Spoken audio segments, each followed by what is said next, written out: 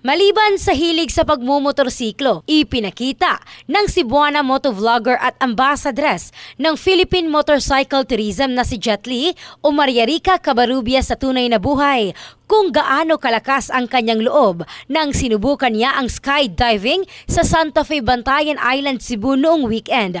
Ibinahagi ng motovlogger ang mga larawan ng kanyang skydiving adventure sa kanyang Facebook page. Dahil rito, mas lalong namangha ang mga fans ng babaeng rider at mabilis na nagbahagi ng kani-kanilang mga komento. Nagbiro din si Jet Li tungkol sa kanyang karanasan sa skydiving na nagsasabi na kung gusto mong ilabas ang iyong mga frustrations, ito umano ang perpektong paraan. Hinikayat din niya ang kanyang mga followers na tuklasin ang mga bagong bagay. Ang bahaging ito ay hatid ng Citrupla Zinc Capsule, Strengthen Your Defense. Ito si Michelle Craste in the heart of changing lives ng Brigada News Philippines, the Music News Authority.